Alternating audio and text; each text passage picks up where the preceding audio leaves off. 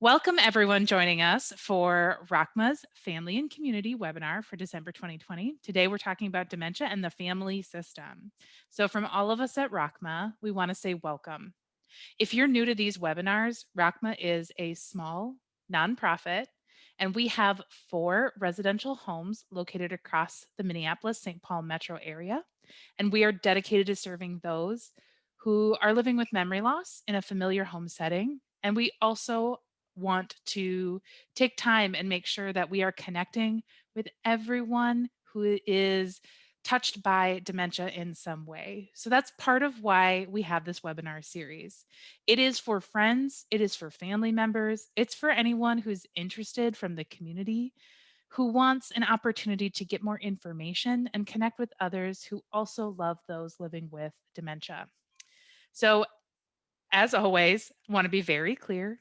Everything we cover in this webinar is not to take place of a professional medical advice, or in this case, because we are going to be talking about some therapeutic structures in the family system, it's not to be taken as therapy. Always double check with a licensed medical professional if whatever we talk about on this webinar is right for you and your loved ones. The content is a set of guides, they're practices to try, and it is fundamentally supplemental in nature. So let's talk about why I picked the family system for December 2020. The holiday seasons are already upon us, and there are so many major international holidays coming up in the next 6 weeks or so.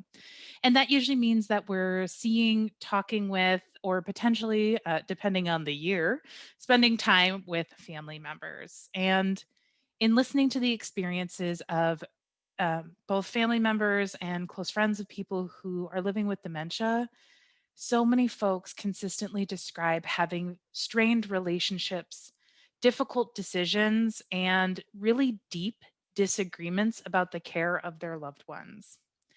So while this webinar is certainly not going to solve any long-standing challenges within family systems, we are going to talk about how a diagnosis and decisions around care of a beloved family member can really impact relationships.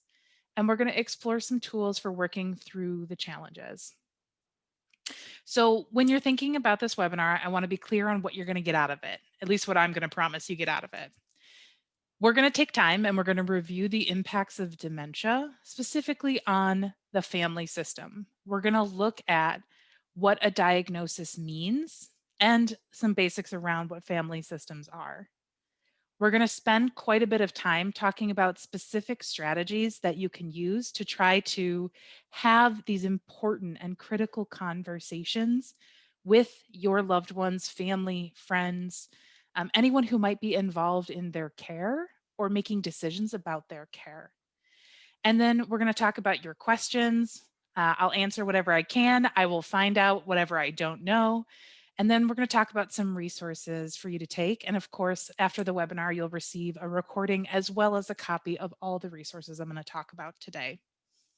So those are the things that I can guarantee that I will get to by the end. If you have any additional questions, thoughts, or things to share, you can absolutely use the chat function. So you just go to your bar, your control bar right along the bottom. You should be able to pick chat. If you can't see it, it might be under the ... more section. So you can grab the chat from there. And I do have the ability to see the chat. So if it comes in, I can absolutely tackle it. So I'm going to give you a couple of logistics about the webinar to make sure that we all know what's going on and when. So as always, please mute your lines for the duration of the content because we are recording to make sure all the other people who signed up for the webinar who couldn't attend the live recording can get a copy later. Once we get to the Q&A section, feel free to unmute your line and be able to actually have questions that are coming in live. So you can use your phone, *6, or you can use the web controls to mute yourself. Webinars are going to be recorded. I think that's something that's important to know, especially if you might be sharing personal information through your questions. And they are sent out to other folks who signed up, as well as now posted on our redesigned website. I don't know if y'all have seen it, but it's looking pretty sharp these days. So there's an additional resource tab where you can absolutely access this webinar, as well as all the previous family and community webinars we've done. Video is always optional. You don't ever have to have your video up. I very firmly believe in choice around that. And again, go ahead and use that chat for your questions.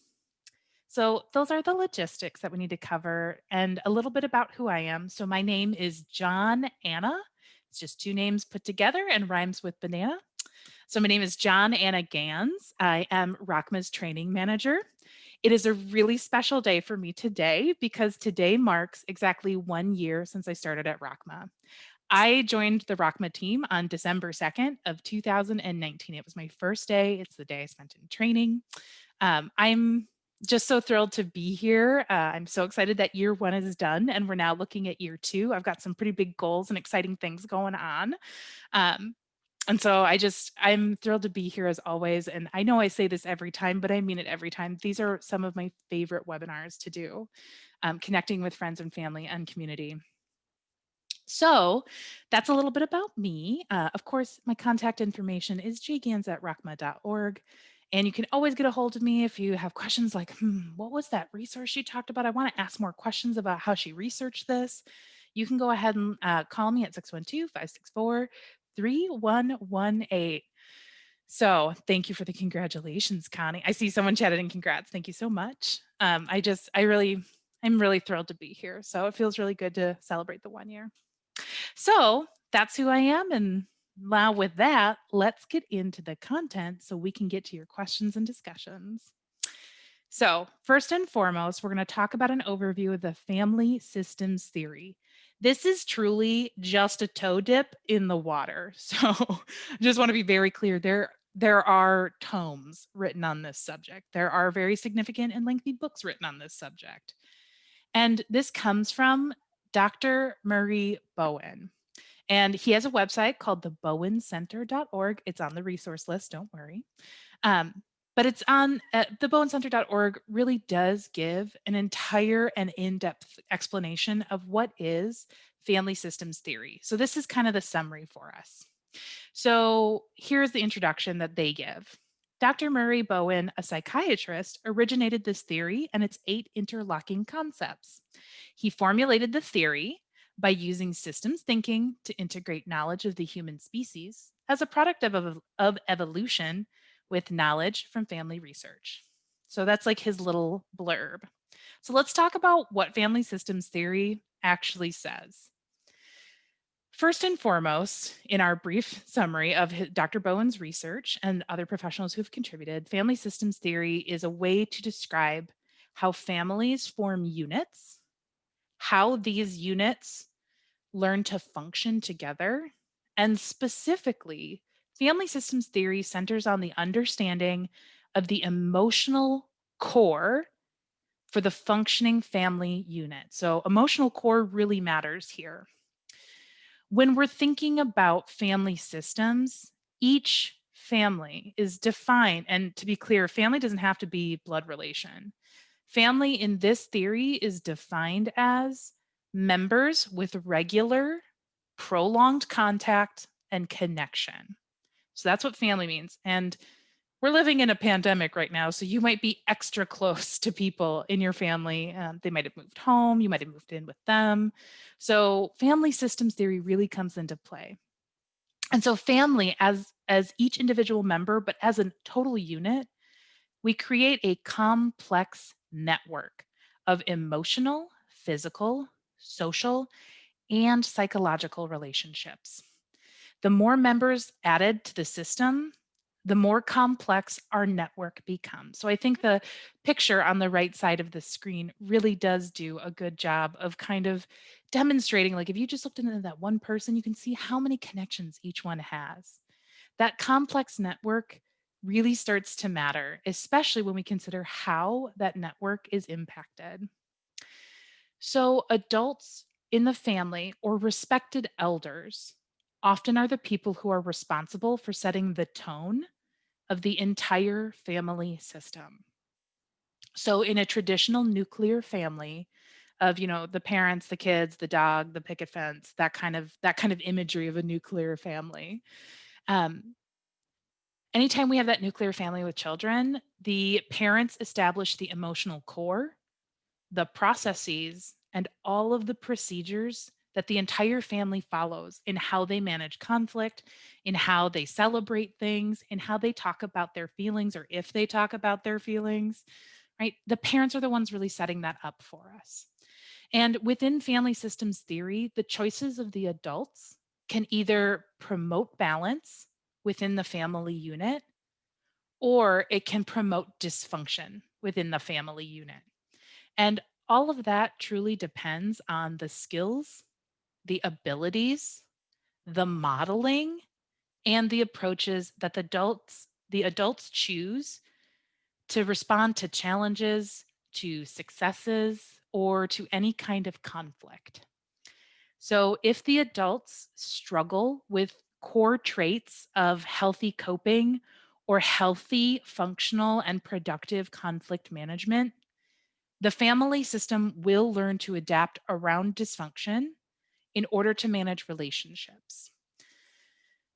So, hopefully, for your experience, you're thinking, wow, my family core has a very healthy emotional unit, and we do not have that kind of dysfunction. But most families, I mean, who was it? Tolstoy said it very famously, like every family is dysfunctional in their own way. Um, every family probably has a little bit of dysfunction. But the most important thing in family systems theory is that the adults are the ones who set those tones. Actions and every action, every inaction, every choice, every decision or lack of decision has the potential to impact the family network, and it can prompt a variety of responses depending on how that emotional core has been established by the adults. So each individual has a defined role within the network. They have an approach that that person is taught to use, and they have a pattern that they rely on and teach other people in the network to expect from them. So, for example, especially in my younger years, I was very hot-headed and very ill-tempered as a human, and so most of my family knew that when they approached me with something, I was gonna not self-regulate, not manage my emotions, and I was gonna fly off the handle, right? So, over the years, and thanks to a lot of really good resources and assistance, I've learned to really manage that and become a very I mean, I still get a little spicy, but I've learned to really pull that back. But that's just like one example to show how we get a role, we get an approach, and we get patterns that teach other people what to expect from us. So when we develop processes and responses to what we think should be our role or what we think should be someone else's role, it's important to understand that that pressure and that choice of expectation impacts every single family system and every single member within that family system. So, functional systems respond to individuals' choices with curiosity, respect, concern, or care, right? So, it's really that emotional core is really based in healthy coping mechanisms. Dysfunctional systems respond to individual choices with judgment, fear, disapproval, or sometimes intense pressure to conform to what they think should be happening. So when we make any action, it always impacts the network, and the network is impacting us in our individual choices. Family systems theory tells us that every member plays a unique role. And I've kind of already touched on this a little bit, but just to go a little deeper. Within the family system, each member plays the unique role that contributes to and impacts every part of the network. So, personalities, habits, choices, and patterns begin to emerge as individuals fill or start to shift their role within the network. Each member learns what their expected position or role is within the dynamic through the ways other people respond to the individual.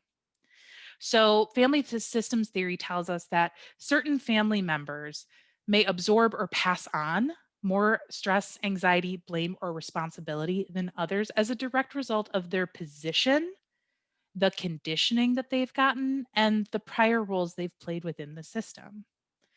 Hopefully, you're already thinking forward of how this connects to making decisions around dementia care, but we'll get there in just a minute.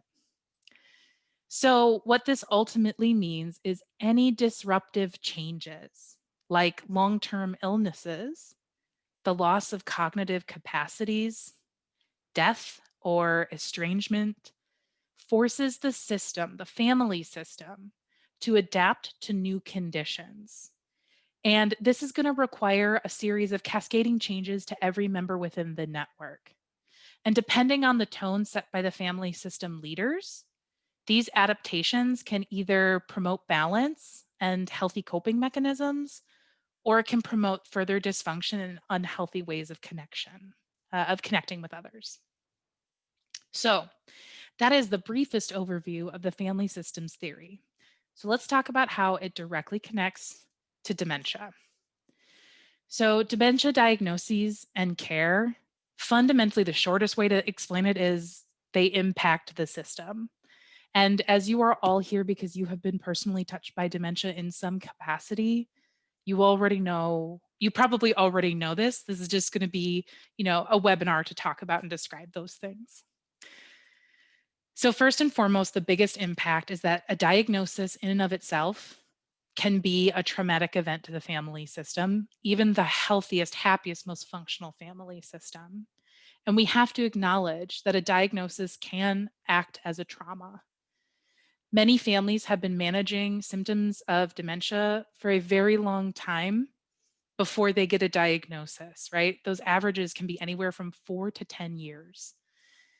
And the diagnosis often brings for people both relief and a lot of fear. And it is relief because, oh my gosh, suddenly all this stuff that you couldn't explain before and you didn't know why it was happening, you now have the information of why. And fear because so often the messages that we get around dementia are about end stage and end of life dementia. And that can be really scary for folks who aren't prepared to see a loved one, needing consistent help for everyday and basic function.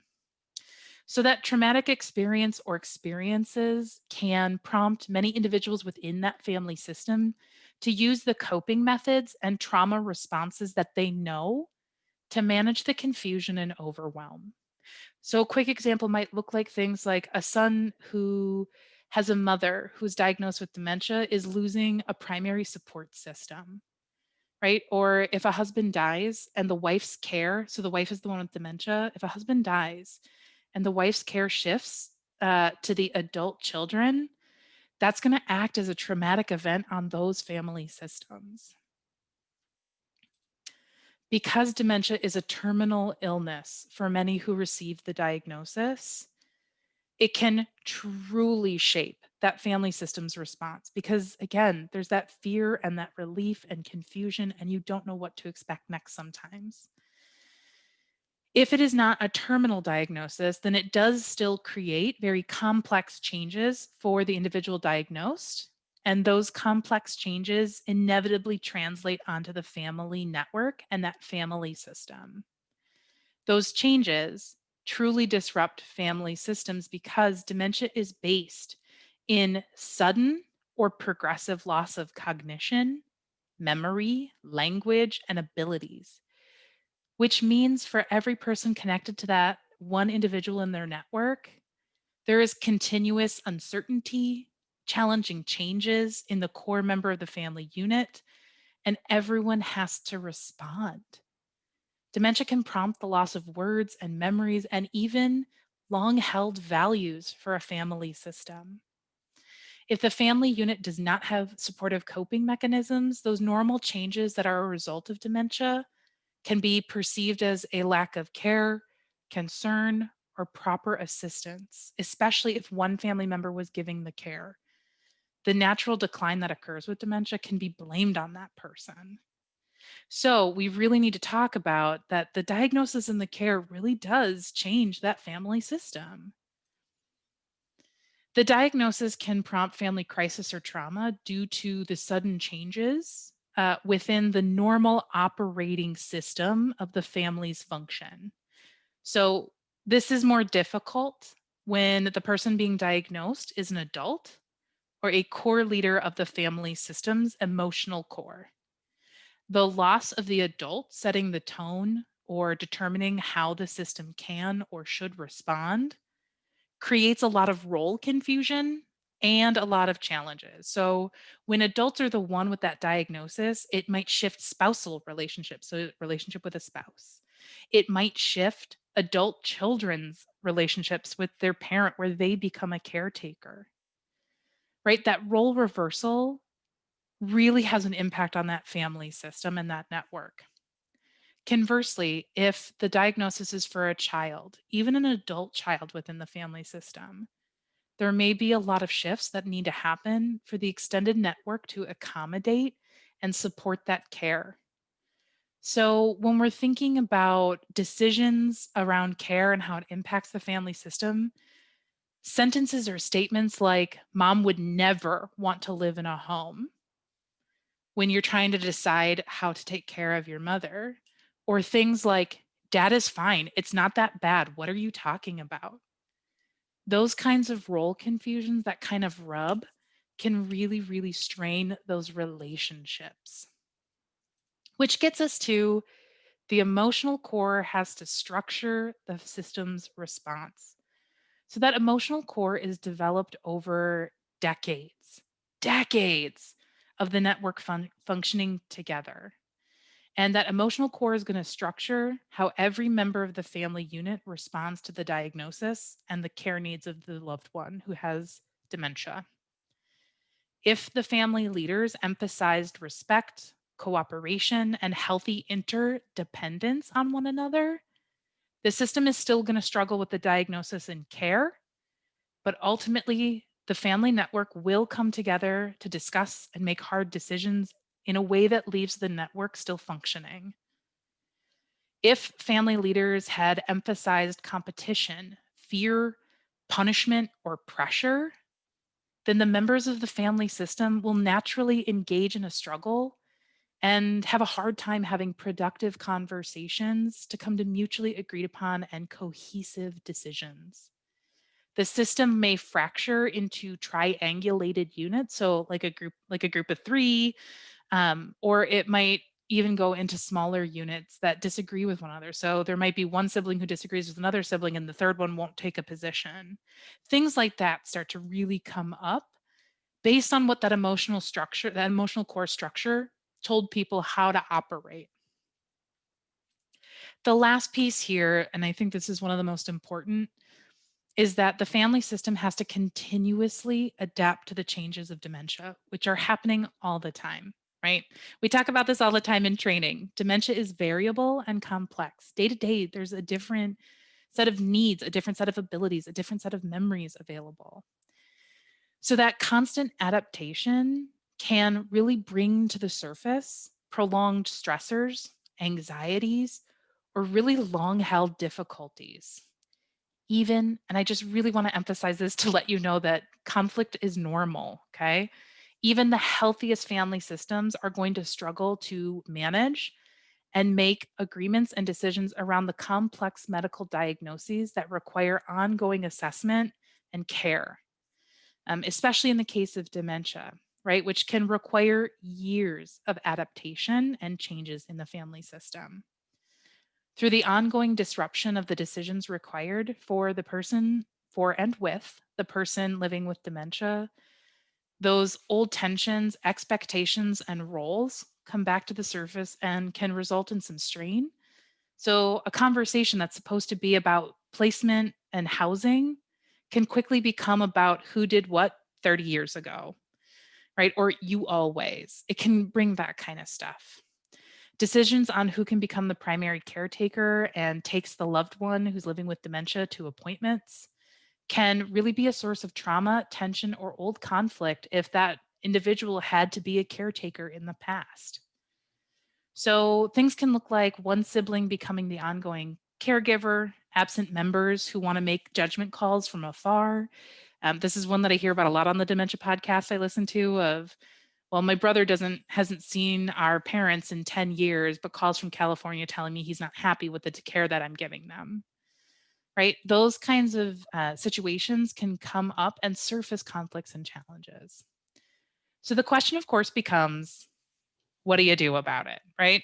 You can't necessarily erase decades of family systems emotional core and its functioning and how the unit responds, but you can start making decisions about how to do it differently and try to refocus conversations. So let's talk about strategies for communication. And this is specifically for strategies in relationship to that family system and that unit and how it functions. So, first and foremost, you're going to want to include your loved one in conversations for as long as you possibly can. Your loved one living with dementia is still a person who has needs, connections within that family system, and still has opinions about their life, even if it's harder to get that information from them because dementia has changed how they can respond. Encourage all of your family members to involve the person living with dementia in family conversations about their care, even if it makes it a little bit harder. They still have a right to decisions. Consult with your loved one living with dementia using dementia friendly communication strategies, which we had a whole webinar on back in, I believe it was June, and you can access on our website. Use those dementia friendly communication strategies to better understand what they see for themselves, what they need, or what they hope for that the family system will do in response to this diagnosis and care decisions. Next is to set expectations and tone. So, this is actually a strategy that I use in almost every part of my life. Um, One of the most important shifts, communication shifts that we can make in talking with others who have full cognitive capacity um, is to truly set expectations about what your loved one can or cannot do, what you're hoping um, to change, right? Really just being clear about what things are going to look like moving forward. So, the idea of a conversation with your loved one is going to have to change, especially for folks who maybe aren't as connected to their care or the diagnosis. Helping your other family members understand that, hey, our brother needs at least 20 seconds of silence to be able to process and respond to your questions. Would you please give them that 20 seconds? Setting that expectation will help the other member understand what that person needs and how to have those conversations. There might be other things like letting family members who may not be as close to the person, let them know about any declines or changes and what they can expect. So, in the example of like you have someone who lives across the country because they moved there for a job, letting the other family members know like, hey, I know you're really excited to see mom, I know like we're going to do the Zoom video thing, just so you know, here are some changes that have happened in the last 6 months. You should expect that she's going to look a little different and she's going to respond differently, so here's what we can do. So giving information about changes to physical appearances, skills, abilities, or even surfacing of old habits. In dementia, sometimes people's old habits that they had 30, 40, 50 years ago, things like smoking or drinking or swearing, right? These old habits that you'd never seen as a child or as a sibling or as a parent, they might come back. So letting people know and setting that expectation and tone to make sure that the other members of the family system aren't surprised when stuff comes up. It can be a really helpful communication strategy. So, next one is to frame up hard discussions. This is again a really useful strategy that I use in my own life all the time. But if you need to have a difficult conversation with others in the family system to talk about the diagnosis or the care or the changes that are happening, it's going to be helpful to provide a frame before you jump into the hard conversation. And so, what it means to give a frame is to just provide a few sentences. Name what your values are, what your hopes are, what or why you're addressing something. So I'm going to give you some examples. So you're like, Johnna, that is so vague. What does that mean? It might sound like I asked to talk to you today because we all care very much about our mom. And I would like to discuss her long term care options because I can no longer take care of her in my home. That framework gives a lot of information. It tells you right away what the values are, that you're all there to talk about mom because you love her and you care about her, and that you need to discuss these care options because you can't keep providing care in your home. It's just not feasible anymore, or a doctor has recommended it. It might look like our relationship is so important, and I need to have a conversation about managing the care of our siblings because I can't do it alone anymore. I'm looking for your ideas and input on these decisions. That framework, you're setting a clear boundary of like, hey, I can't keep doing this. And here's what I'm hoping to get from you. That framing up of a hard discussion can help that other person get into that frame like, okay, why are we talking about this? Naming that you both love that person, naming that you care for that person can help take it from an adversarial, like button heads kind of situation and bring it more to a level of we have a common goal. Let's talk about it. Which brings me to my very next point is that in communication strategies, you also want to not just frame things up, but be clear about what your goals and outcomes are.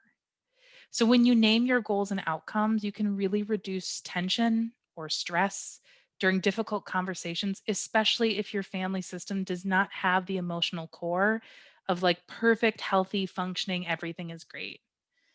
When you're working through difficult family relationships, being clear about what you're hoping to achieve in your conversations can help the other person know what to expect. So it ties right in with that frame up. So, what that might sound like is something along the lines of I would like for us to come to an agreement about next steps by the end of today.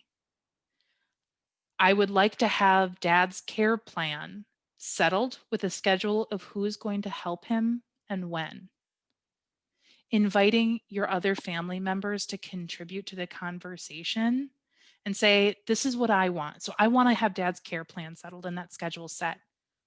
What do you want to achieve in this conversation? And then listening, truly listening to what it is that they want to achieve and figure out how and where you can get your goals met together. And I don't know about you, but I know a lot of folks and have a lot of, I used to work in domestic violence response and sexual violence response. I've met hundreds of people who come from family systems that don't function very well.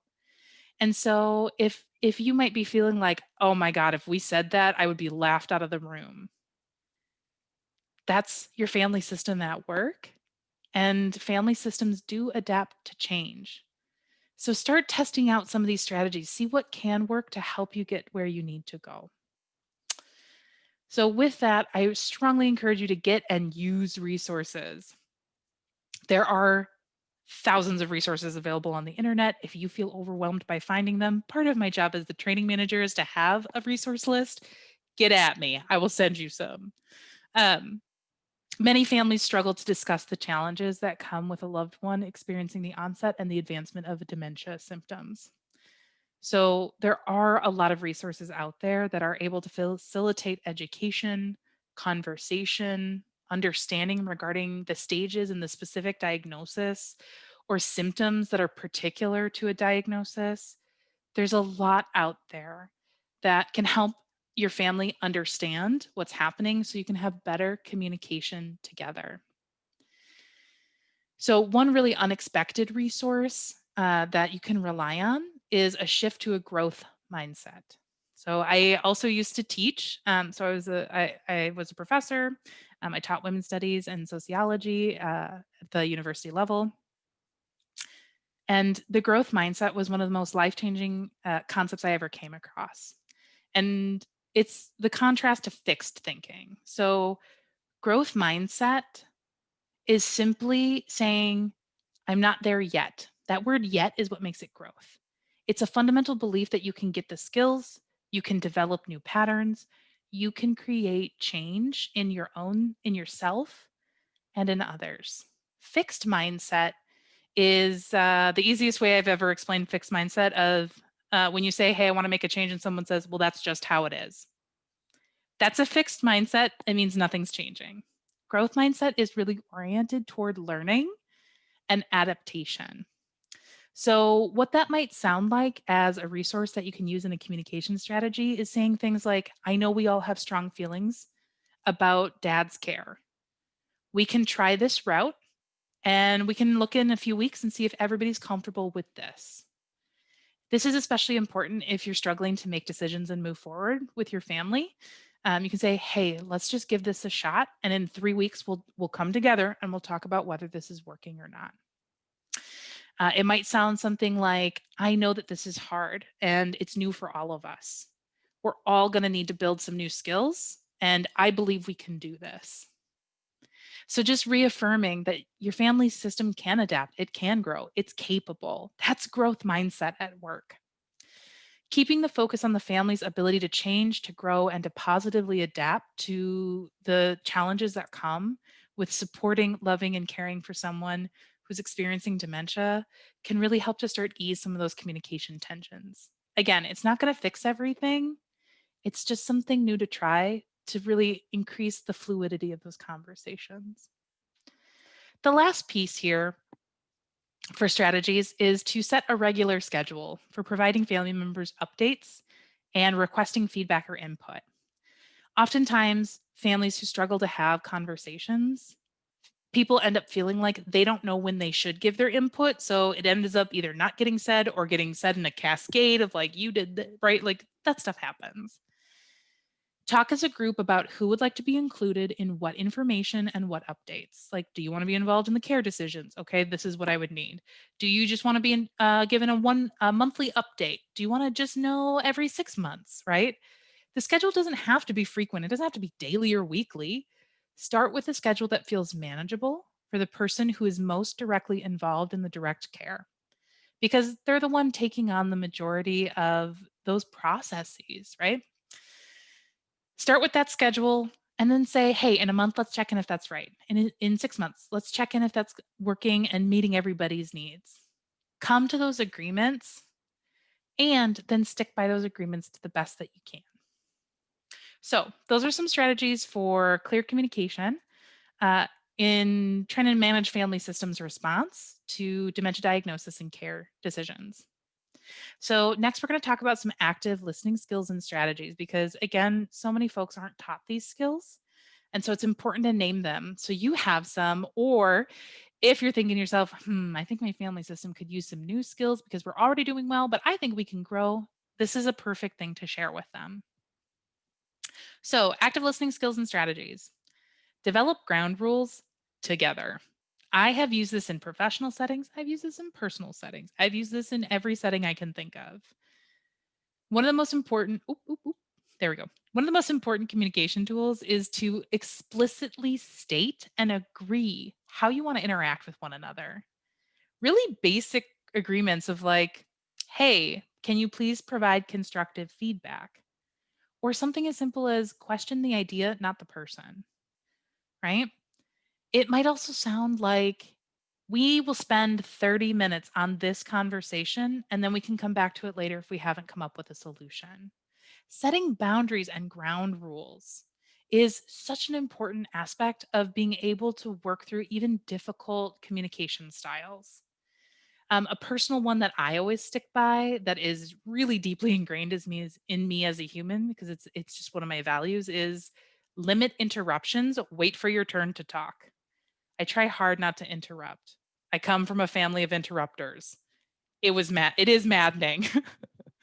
But like that's something that I hold really careful. And so that's something I have to talk to my beloved family members about of like, hey, can you just hold that thought till I finish my sentence, please? Right? And getting clear about that.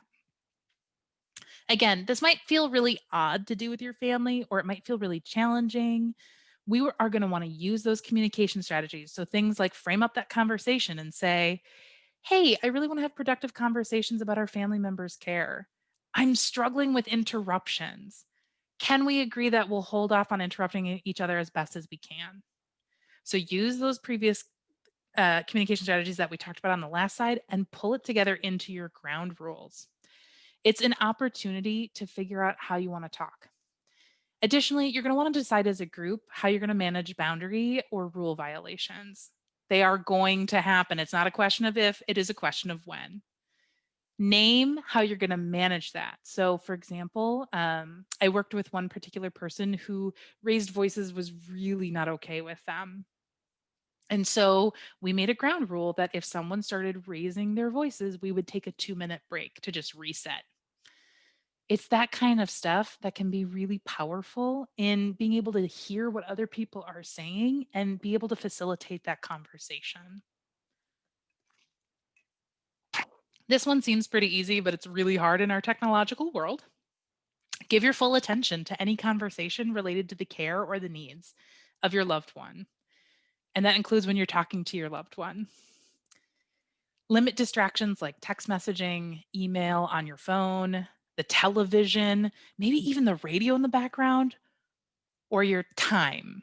If you have 10 minutes and your sister wants to talk to you about a very complex issue related to your loved one's care, 15 minutes is not going to be enough time. So you're going to have to say, "Hey, I can't give you my full attention, or I can talk about this for 15 minutes and then I got to go." Through focusing that conversation and being present, you're going to be able to actively listen and engage in a way that is very different than if you're distracted, you're trying to listen to the radio, you're trying to drive somewhere, all those things of daily life that happen. Ooh, it's coming back again, support growth mindset, because I think it's so important. I brought it up twice. Growth mindset really does give us that skill and ability to understand that others can grow. So, not just for yourself, but especially if you are talking to a loved one who you have a difficult or strained relationship with.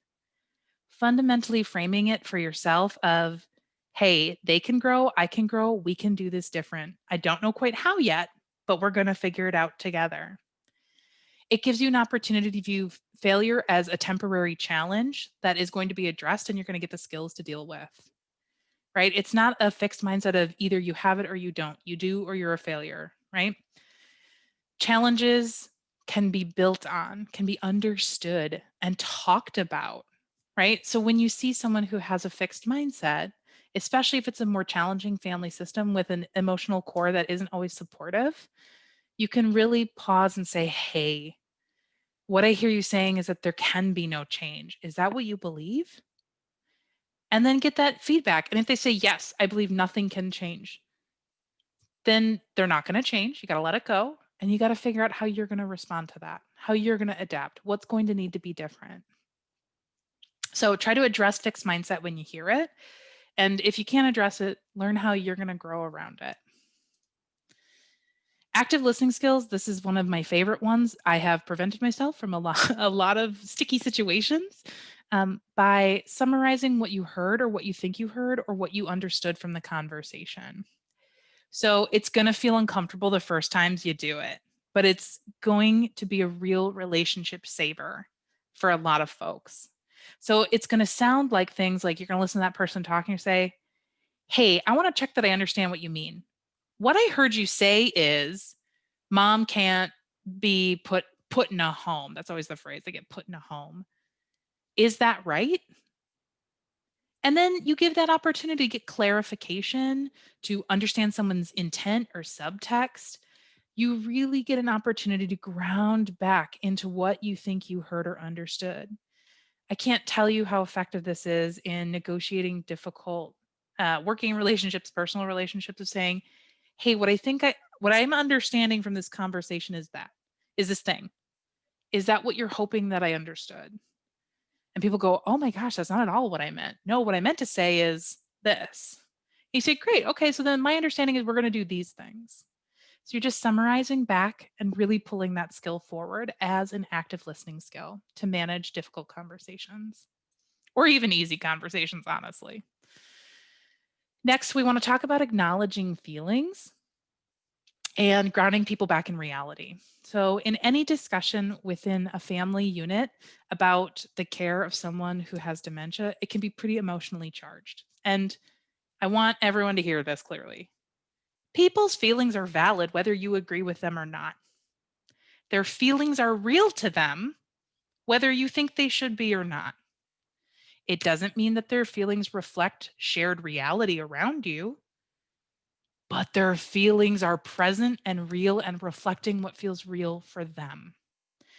So it's important to acknowledge someone's feelings and then help them ground back in reality. So, what that might sound like, given a lot of examples so people know what it might sound like, is hey, I understand that this is really painful. It's painful for all of us. I'm really hurting too. We have to make some really hard choices, and I really want to hear what you have to say. That acknowledges that the feelings are happening. It grounds the other person to help them understand you're also struggling too. And it reorients them back into the reality of having to make decisions. Grounding in reality and acknowledging feelings is a really important step because unacknowledged feelings or feelings that are minimized or denied explode. They grow, they fester, they turn toxic. So when you acknowledge you see someone's hurt, you see someone's angry, you hear the pain that they're mad and they're shouting, but really they're feeling really crappy or scared, saying, "Hey, I'm feeling those things too." Or "I don't feel that way, but I understand you do. Let's talk about that." Or "What do you need to be able to make a decision with me?" Can really be helpful for your active listening and those conversations. Oh man, this one seems so self explanatory. Apologize when needed.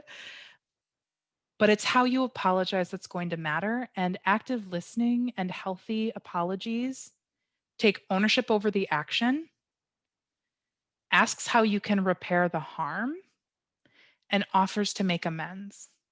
So, what that sounds like is hey, I didn't mean for you to be hurt in how I said that, but I understand I hurt you with how I said that. I'm really sorry. What can I do to support you? How can I have said that differently? Apologies need to be sincere and a true reflection of a desire to build a bridge rather than to be right. We all have had that person in our lives who is apologizing to be right, and it never feels good. So the last piece here is ask curious questions rather than judgmental questions, right? A judgmental question, we all know it when we hear it, are things like, how could you suggest sending dad to a home? That's not a real question. That is a judgment dressed up with a question mark at the end. Don't you think we should send dad to blah, blah, blah? Again, not a question. That's a suggestion that just has a pretend question mark at the end. Curious questions want to get more information, learn about people's values and needs, and find ways to connect and problem solve together.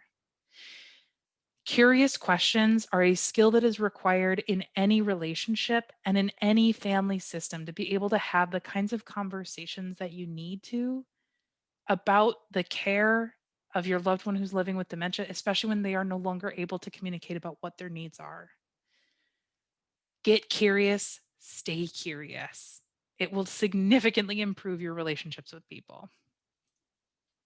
Okay, let's talk about conflict management skills. We're probably going to go a little bit over 7. I got super excited about this topic and added, I think, a little bit too much. So I'll keep cruising, but I'll try to keep us as close to the end of 7. If you have to bounce, it'll still be recorded and you can catch the last little bit when you can.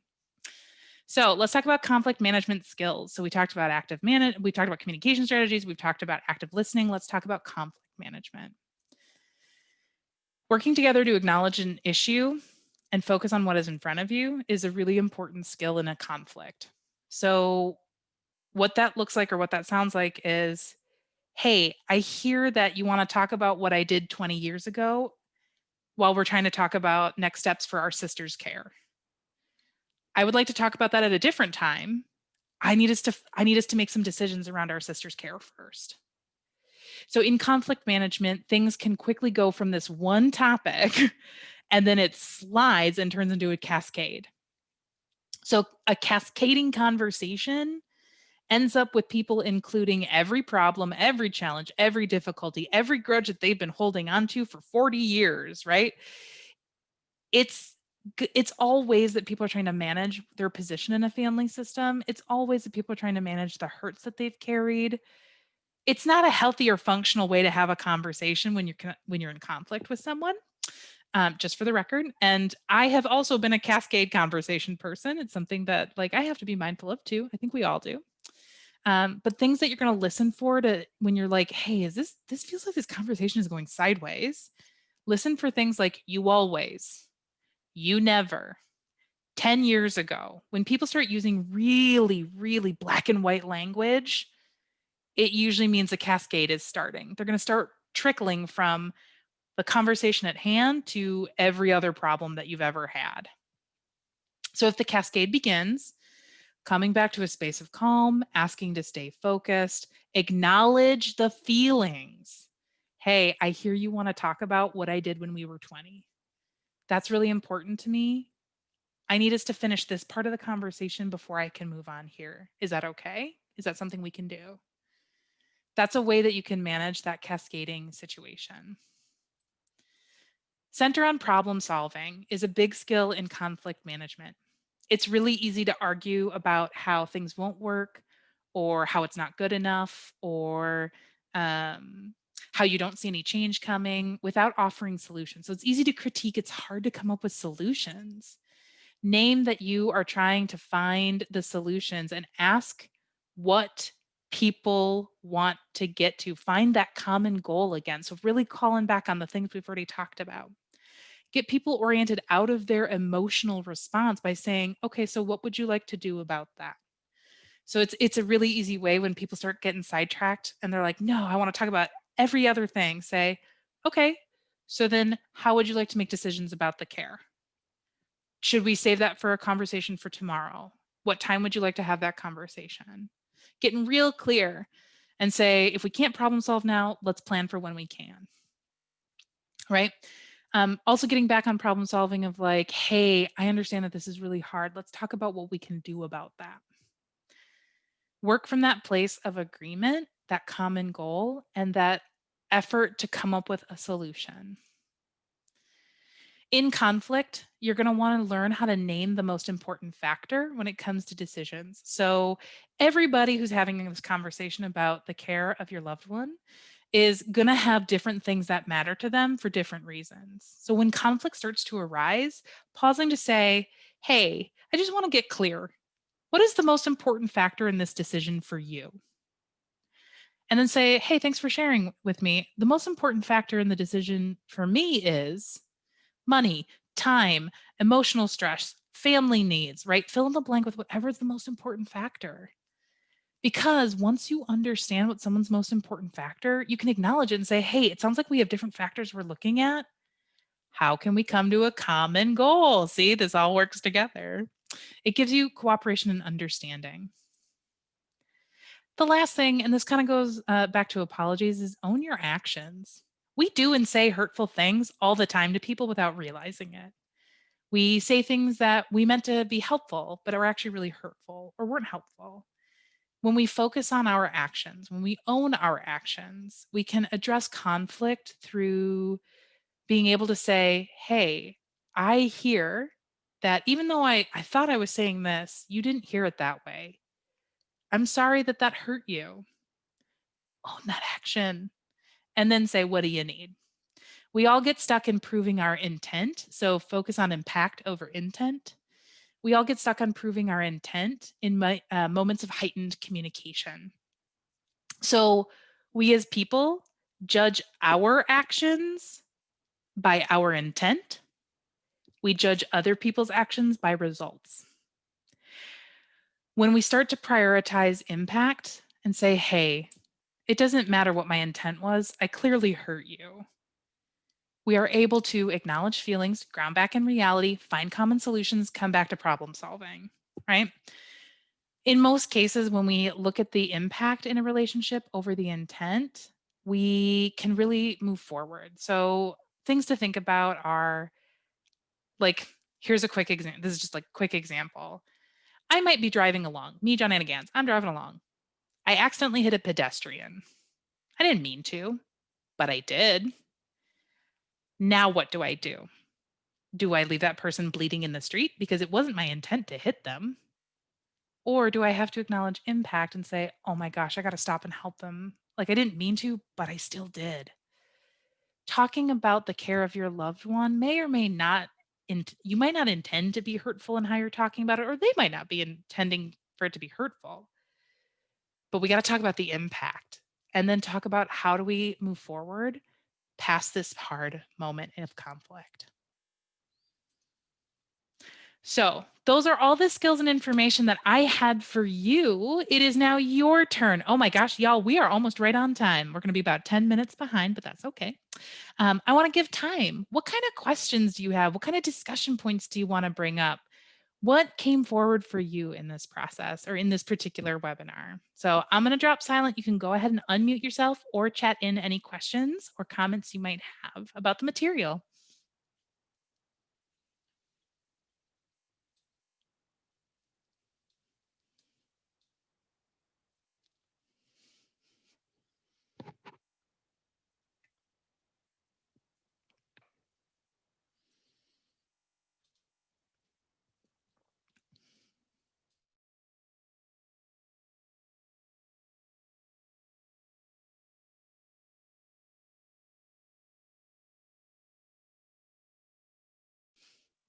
Realize I muted myself. Okay. I don't see anyone chatting and I don't hear any questions. I'm going to give it just one more minute. Oh, someone has to head out. Yeah, absolutely. We're just wrapping up, so it's just resources. Okay. If you have questions, I'll stay on the line for just a few extra minutes. I won't drag this out. Okay. So here are a whole bunch of resources for you. So the alz.org, it is an Alzheimer's specific organization that can provide you information, including family training materials and supports. There is alz.org, and this is the Minnesota specific one. So if you're looking for a family support group or you need a resource line, it's a 24/7 resource line. There will always be someone there to answer it. Go ahead and connect with alz.org MNND. So it's Minnesota, North Dakota. There is this awesome resource. It is a culturally responsive caregiver support and services. It really targets giving culturally supportive and responsive services to folks of color. Super cool resource. It is for the Volunteers of America of Minnesota and Wisconsin. And then there is the NIA. So this is a national body. It has help and resources for families that is national in nature. And then finally, there's DFA. Oh gosh, it just fell out of the back of my head. Long story short, it's another national resource listing. I'll send all this out with the materials at the end tomorrow morning, most likely. So please make sure, go ahead and use those resources. It's such an important part of getting supports around loving someone who has dementia and being able to continue to be that positive person. So what have we covered today? Real quick, just going over what I promised we'd go over. We have family systems theory overview. We have connections to dementia diagnosis and long-term care and how that changes. We talked about, does someone have a question? Oh, no, I think I heard something. So then we talked about communication strategies, active listening skills, and some conflict management approaches that you can use in having conversations. And finally, we talked about resources and any questions you might have. As always, again, I know I say this a lot, but thank you so much for spending an hour of your time with me today. Thank you for joining us. Reach out and connect to Rockma. You can get a hold of us at our main line, 612-824-2345. You can get a hold of us on Facebook and Instagram. Marsha is a rock star who is learning and pretty good at social media. I am not a social media person, so I am so grateful to have someone who runs that for us. So follow us. It's cool to see pictures of the folks in our homes. You can find out about other resources available through them. Again, you can get a hold of me at jgans@rockma.org, and then I'll send out the survey afterward. Thank you so much for joining and have a great rest of your evening. Thank you, Joanna. It was wonderful. I really appreciate all this information. Very helpful. Thank you so much for joining. Oh my gosh. I love it. Bye-bye. Bye.